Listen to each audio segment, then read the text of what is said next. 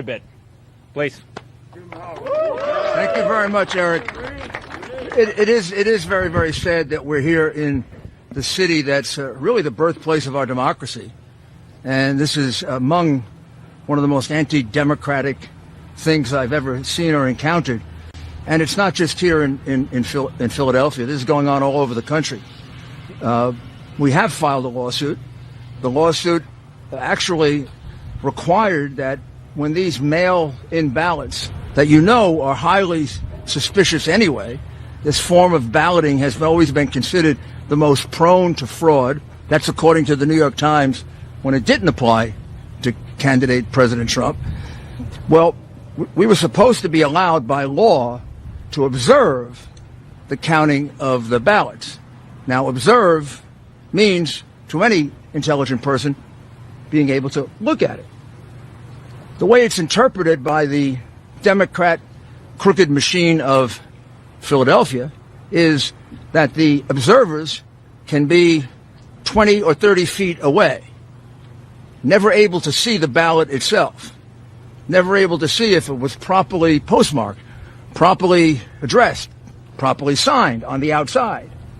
All the things that often lead to disqualification of ballots or make it very easy to dump 50,000 totally fraudulent ballots because they're not observed. This went on for 20 hours. While all of you thought there was some kind of legitimate count going on here in Philadelphia, it was totally illegitimate. So we went back to court, and we went before a Democrat judge. No need to tell you what the result in Philadelphia is if you're before a Democrat judge. Obviously a political hack who doesn't know the meaning of the word observe. Observe means to be able to look. Not a single Republican has been able to look at any one of these mail ballots. They could be from Mars, as far as we're concerned. Or they could be from the Democratic National Committee. Joe Biden could have voted 50 times, as far as we know, or 5,000 times. The ballots could be from Camden. Philadelphia, unfortunately, and I would say this about my own city, has a reputation for voter fraud. You have a reputation for dead people voting, and we're going to go look at just how many dead people voted here. I didn't think we'd have to do that, but we will. And you have a reputation for people being bussed in from Camden voting here. Wouldn't be the first time that happened. But this goes way beyond any of that. And let me also add that this isn't happening just here. We have exactly the same lawsuit in Wisconsin, where exactly the same thing happened. Except in Wisconsin, mysteriously at 4 o'clock or 3 o'clock in the morning, about 120,000 ballots appeared. Oh, here come these ballots. Well, we have no idea if they really are ballots.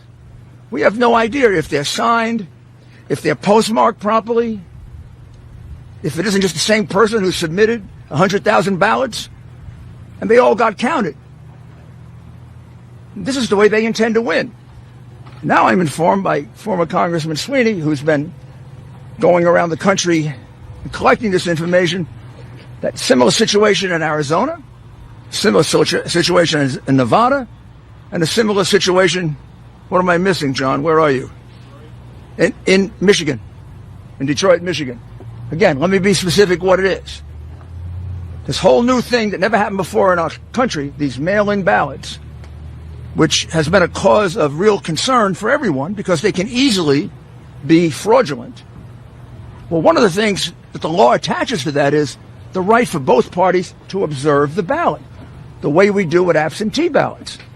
You make certain it's properly signed. On the outside, there's a signature. You make sure that it's properly postmarked. You make sure that it's properly addressed, and then you pass on it. A number of these are often challenged by the Democrat representative or the Republican representative.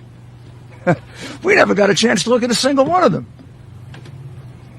The gentleman here who did this for us says about 100,000 ballots went through that process in the 20-plus hours in which they wasted his time by not allowing him to see a single ballot. Well, that's 120,000 ballots that should just be taken out of the count. So you want to look at that number, that 120,000 should come out. And this is an area in which Biden is getting 60, 70% of the vote.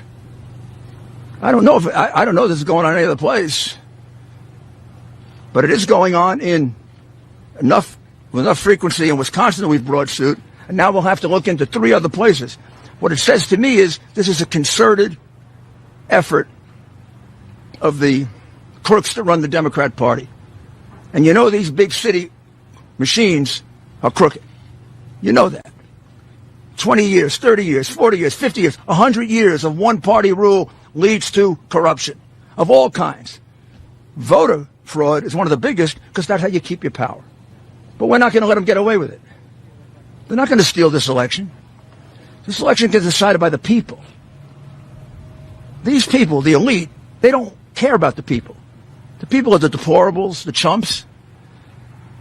They're not important. To President Trump, he's the whole reason that he ran for office. And he's the whole reason for which he's carrying on this campaign, so that your vote can mean something, so that your vote doesn't get wiped out by 100,000 fraudulent, meaningless paper ballots that no one gets to observe. So we are going to continue the lawsuit here. We're going to bring a second one, and then we're going to bring a federal lawsuit. And we're going to take a very good look at whether we bring this nationally. We certainly are going to bring it here and in Wisconsin. Quite possibly we'll do a national lawsuit and really expose the corruption of the Democrat Party. But this is beyond anything I've ever seen before. This comes when you think you have so much power and you own the media that you can do anything you want. Well, sorry. We're going to fight for the people. We're going to vindicate their right. And the ultimate result is President Trump has won Pennsylvania. I've never heard of a count where you're ahead by 400,000 with 80+% counted, and they haven't called it for you yet. They called California the moment the polls closed. How many votes do you have to be ahead to win, for a Republican to win here? How many votes do we have to be ahead? 400,000 is not enough? With 80+% counted, I think there's only 14% of the vote to go. Do you think we're stupid? You think we're fools? You know something? The Democrats do think you're stupid, and they do think you're fools, and that's why you get called deplorable and chumps. It's over. We're going to stick with this. We're going to win this election. We've actually won it. Just a matter of counting the votes fairly. So I'd like to ask the former Attorney General of Florida, Pam Bondi, to explain what's been going on at the polling places.